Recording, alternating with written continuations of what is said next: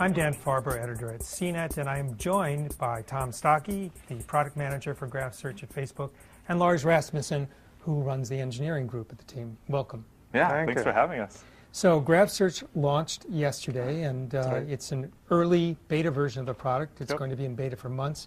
What are the next steps to really make it robust and roll it out to more people? Well, so look, the first thing we need to do is get a lot of feedback from you guys who now can use it. And the people we're rolling it out pretty slowly. We have only a few thousand people in there now. As the feedback comes in, we'll be spending a lot of time responding to that and just making it better and better. But there are a few major pieces that we know are missing. You can search for people, for photos, for places, for interests, but we can't yet search for posts or the stories, the status updates people have made. We don't have a mobile version yet, and it's only available in English. And so those are the three main things that we're going to be working on going forward. Now, when Mark Zuckerberg was talking about the product, he was saying it would take years and years to make this product whole. What does it look like at the end of those years?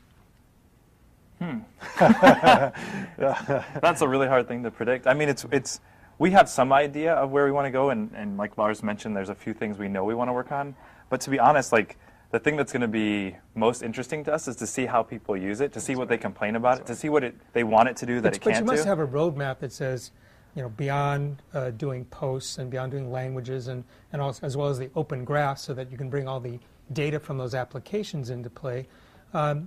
It seems to me that one of the features that's missing is, yes, I can ask my friends about what restaurants they like in New York City, but can they tell me more about that restaurant, such as show me the menu, or can I make a reservation through Facebook services? Yeah, I mean, that's definitely part of it. I think at a high level where we want this to end up is everything you can see on Facebook, we want you to be able to search for that, so to make everything searchable.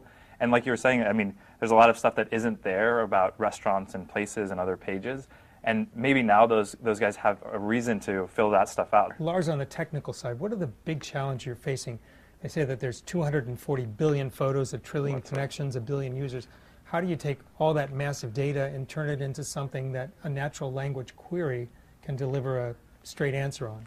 That's a very good question. So there's two main pieces to the technology. There is a piece that understands the natural language that people type in. We think of what people type in as the title of the content they're looking for. It's as if you were building your own page on Facebook. You type in the title, we try to understand the title, and we fill in the content.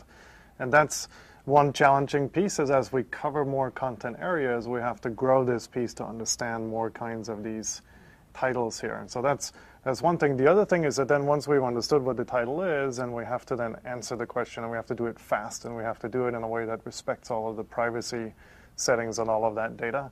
And that's just a big systems engineering challenge because of the sheer volume of data. You mentioned a bunch of numbers. We have 1 billion active users, about 1 million new ones every day, 240 billion photos, about 300 million new every day, more than 1 trillion connections.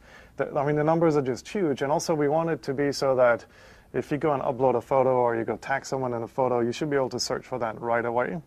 And so we get, I think it's more than 5 billion new pieces of content, whether it's a like or a photo or a comment or a post every day, and we want all of those to be indexed live. Let me ask you one final question.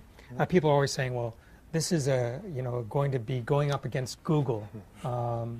What's your take on that? Well, look, the way we think about it is that we're focused on, here's the data that people have shared with each other on Facebook. Can we make that more useful by making it searchable? And I think you'll find, and this is actually what I think makes the product the most interesting, that most of the content you'll find through Graph Search is not public content. It's content that people have shared on Facebook with a limited audience that you happen to be in.